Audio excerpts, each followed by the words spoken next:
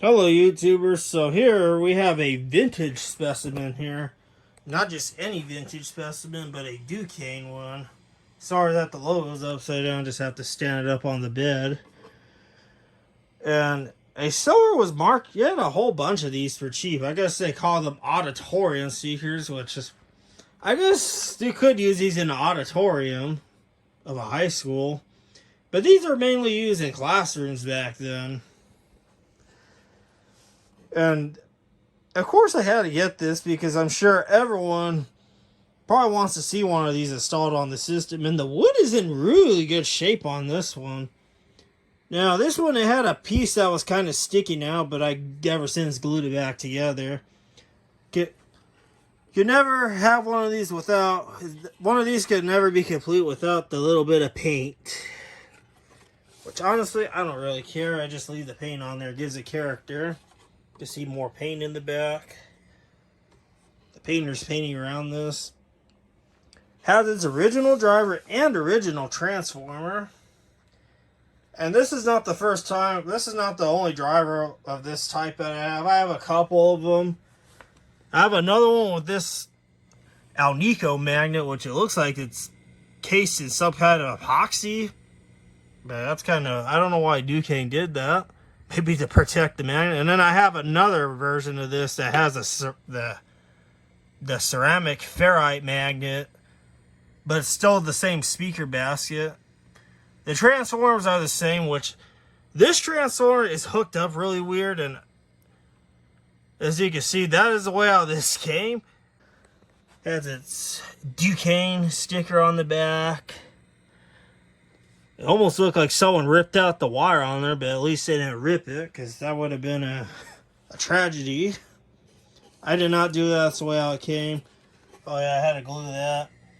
I know there's wood glue. I had some wood glue, but it was dried out, so I had to use the next best thing I had on hand, and it was JB Weld. But the wood itself wasn't all busted, so not like this guy where it has this little crack on the bottom, that because this guy suffered for shipping damage at the time. So yeah, I have it connected, of course, to this SQ8 amplifier, as always. Seems to be the new norm on the channel these days. Make sure that these two aren't touching, because, well, of course, we don't want to create a short. Now, these particular era drivers, speaker drivers from Dukane, they really have good bass, and they have good excursions, I'll call it. But that decent bass, but the voice coil on these is really small. Definitely a little bit smaller than like this speaker or these two, where the coils are just a little bit bigger. So we're gonna play a very bass heavy song on this so you can hear how this sounds like.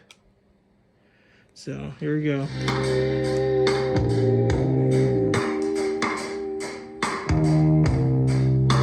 Definitely appropriate for something like this.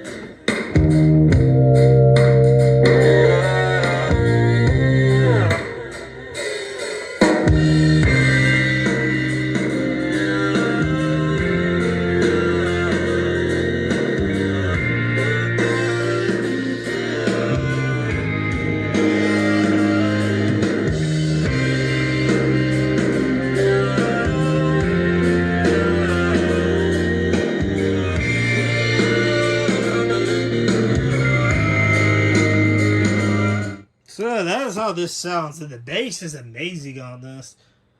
I believe that this speaker driver has to be from the 60s, for sure. I know there's a whole multitude of different Dukane wooden speaker housings that use this same exact speaker. This exact speaker driver. Very well made. And of course, I forgot to mention, it is complete with vintage school dust. So it's covered in lots of school dust of the time. And also another thing, and I was trying to, hopefully you guys saw it on camera, but when the bass is up, this Dukane logo kind of extrudes a little bit with the bass.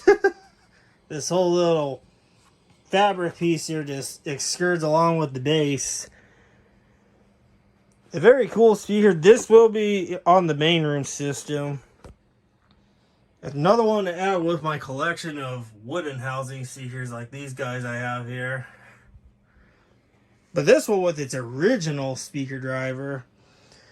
So yeah, I hope you guys enjoyed this video.